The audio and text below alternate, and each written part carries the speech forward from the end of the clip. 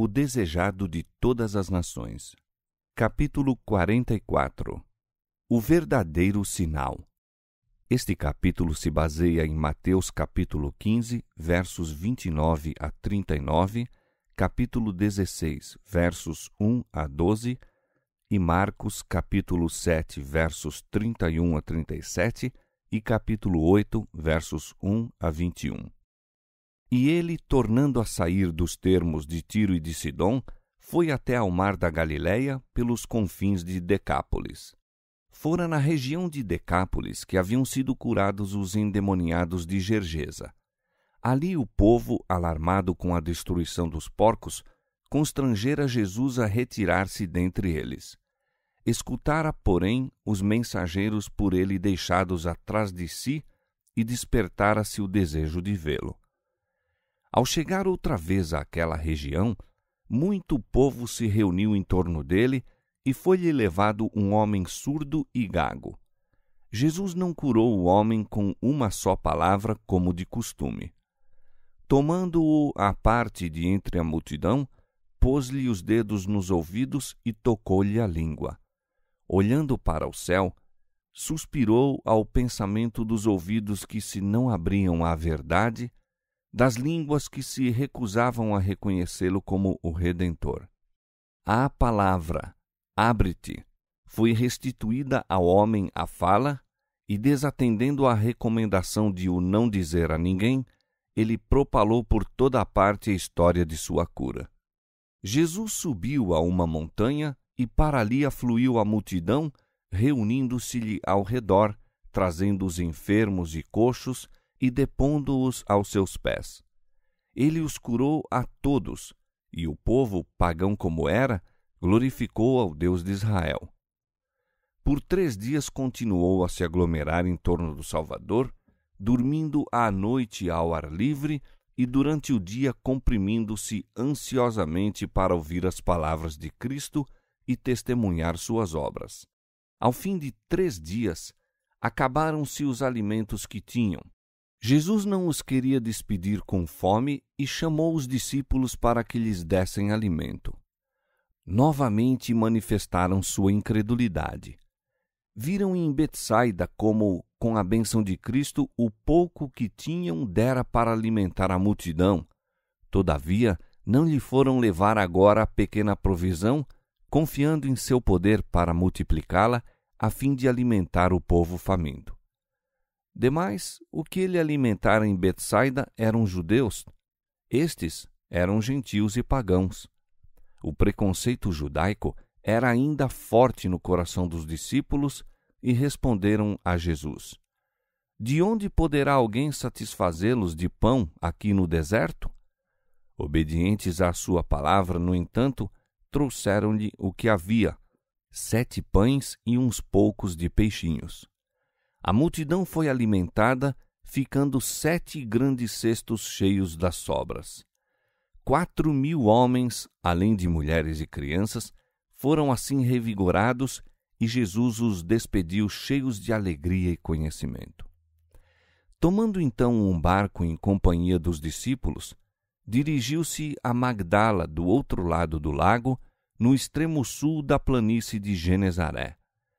Nas fronteiras de Tiro e Sidom, fora seu espírito refrigerado pela sincera confiança da mulher cirofenícia. O povo pagão de Decápolis o recebera com alegria. Agora, ao desembarcar mais uma vez na Galileia, onde se realizara a maior parte de suas obras de misericórdia e tiveram lugar os seus ensinos, foi ele recebido com desdenhosa incredulidade.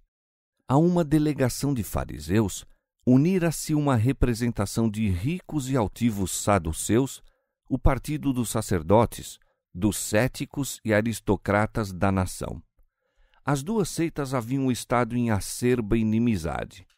Os saduceus cortejavam o favor do poder dominante, a fim de manter a própria posição e autoridade. Os fariseus, por outro lado, fomentavam o ódio popular contra os romanos, ansiando o tempo em que lhes fosse dado sacudir de si o jugo do vencedor. mas fariseus e saduceus uniram-se agora contra Cristo.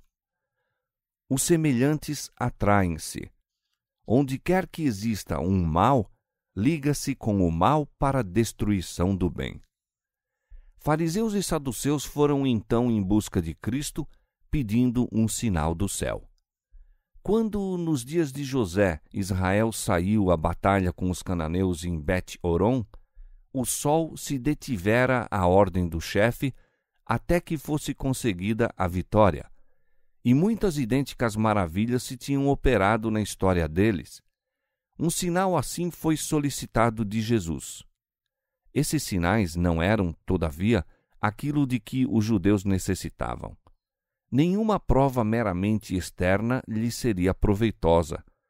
O que precisavam não era iluminação intelectual, mas renovação espiritual.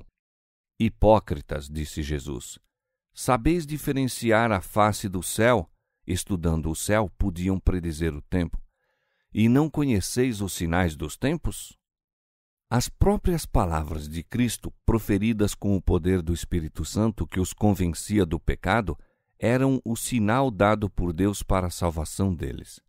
E sinais vindos diretamente do céu foram concedidos para atestar a missão de Cristo. O canto dos anjos para os pastores, a estrela que guiara os magos, a pomba e a voz do céu em seu batismo eram testemunhas em favor dele. E, suspirando profundamente em seu espírito, disse: Por que pede esta geração um sinal? Nenhum sinal lhe será dado, senão o sinal do profeta Jonas. Como Jonas estivera 3 dias e 3 noites no ventre da baleia, havia Cristo de estar o mesmo tempo no seio da terra. E como a pregação de Jonas fora o sinal para os ninivitas, assim o era a de Cristo para a sua geração. Mas que contraste na recepção da palavra! O povo da grande nação pagã tremera ao ouvir a advertência de Deus. Reis e nobres se humilharam.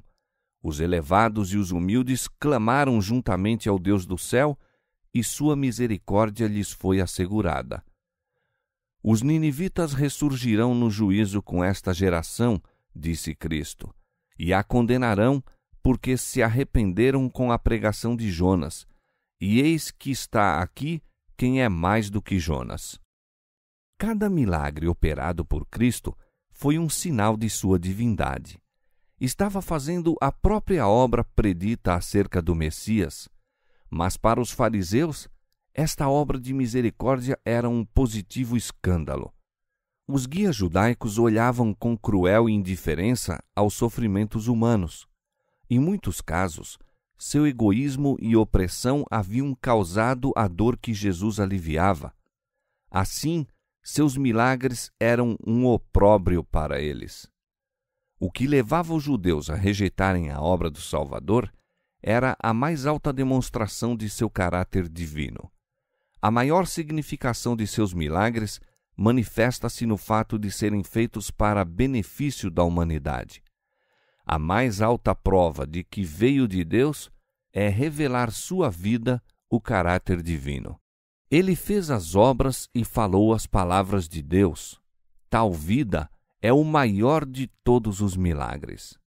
Quando se apresenta em nossa época a mensagem da verdade, há muitos que, como os judeus, exclamam: Mostrai-nos um sinal, operai-nos um milagre. Cristo não operou nenhum milagre a pedido dos fariseus.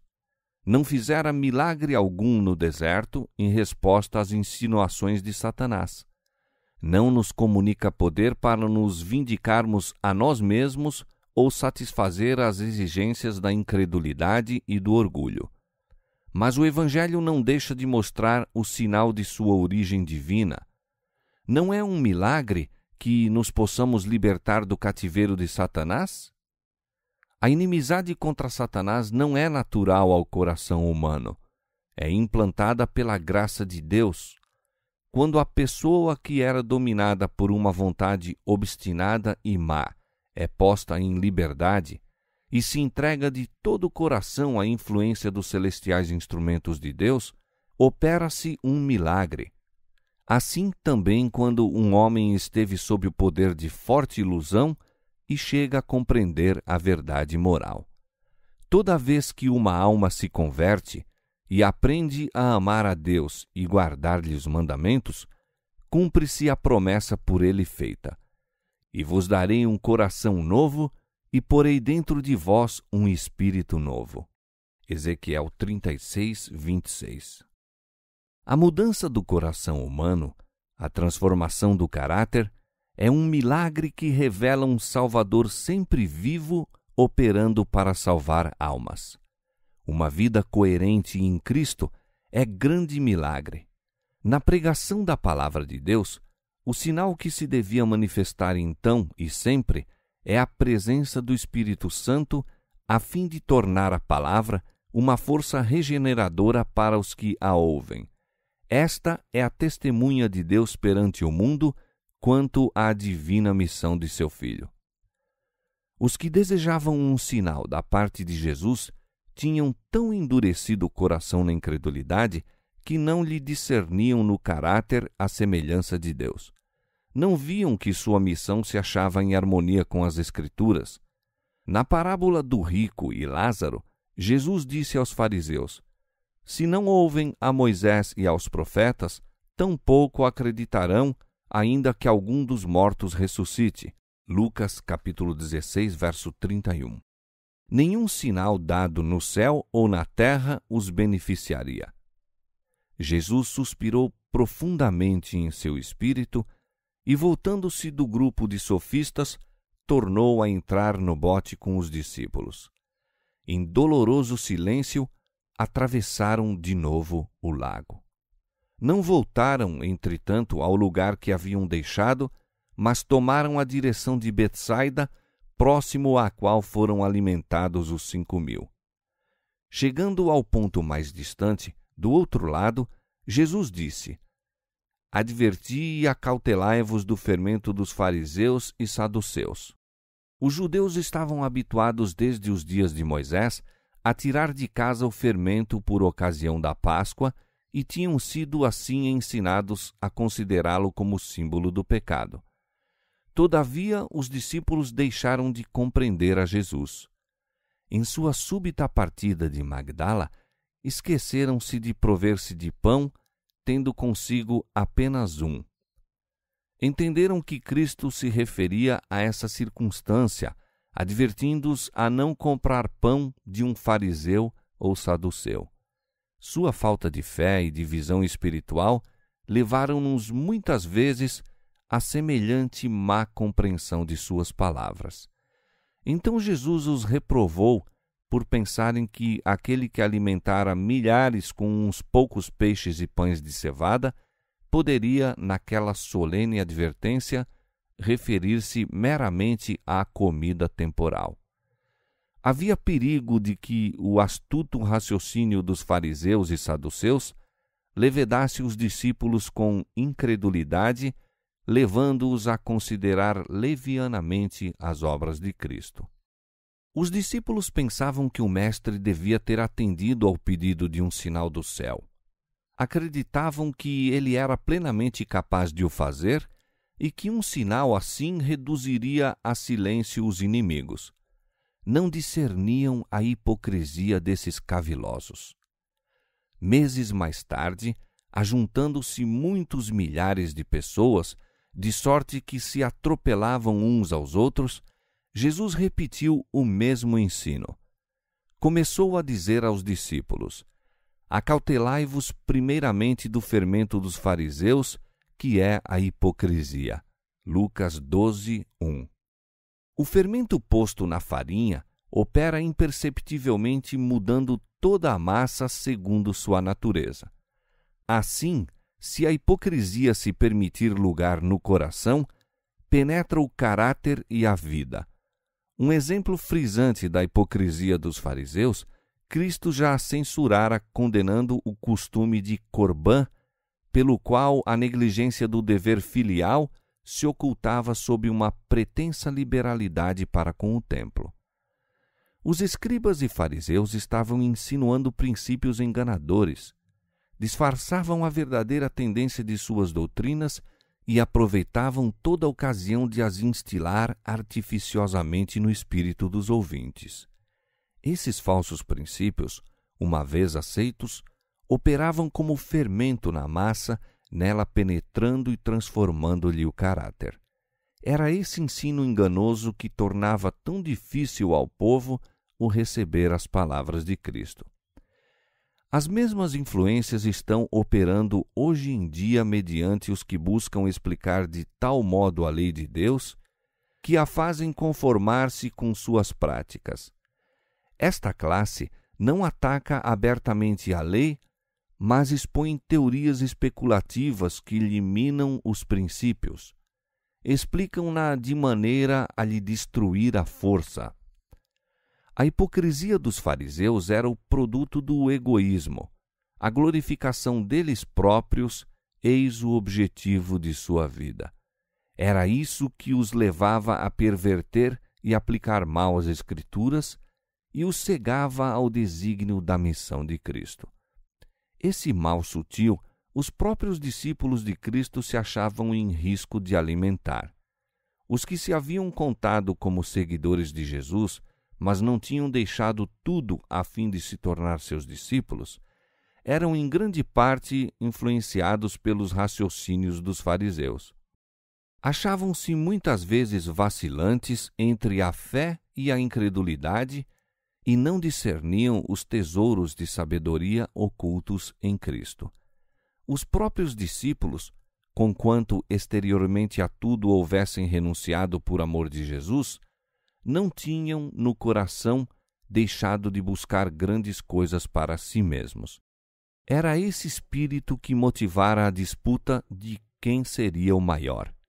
Era isso que se interpunha entre eles e Cristo, fazendo-os tão apáticos para com sua missão de sacrifício, tão tardios em compreender o mistério da redenção. Como o fermento, se deixado a completar sua obra, produzirá corrupção e ruína, assim o espírito de egoísmo, sendo nutrido, opera a ruína da alma. Entre os seguidores de Nosso Senhor em nossos dias, como outrora, quão disseminado se acha esse pecado sutil e enganador! Quantas vezes nosso serviço a Cristo, nossa comunhão uns com os outros, não são manchados pelo oculto desejo de exaltar o próprio eu. Quão pronto o pensamento de se congratular consigo mesmo e o anelo da aprovação humana. É o amor do próprio eu, o desejo de um caminho mais fácil do que o que nos é designado por Deus, que leva à substituição dos divinos preceitos por teorias e tradições humanas. Aos seus próprios discípulos, dirige-se a advertência de Cristo. Adverti e acautelai-vos do fermento dos fariseus. A religião de Cristo é a própria sinceridade. Zelo pela glória de Deus, eis o motivo implantado pelo Espírito Santo. E unicamente a eficaz operação do Espírito pode implantar esse motivo. O poder de Deus somente pode expulsar o egoísmo e a hipocrisia. Essa mudança é o sinal de sua operação. Quando a fé que aceitamos destrói o egoísmo e o fingimento, quando nos leva a buscar a glória de Deus e não a nossa, podemos saber que é da devida espécie. Pai, glorifica o teu nome, João 12:28, era a nota tônica da vida de Cristo, e, se o seguirmos, essa será a nota predominante em nossa vida. Ele nos manda andar como ele andou, e nisto sabemos que o conhecemos, se guardamos os seus mandamentos. 1 João capítulo 2, versos 6 e 3.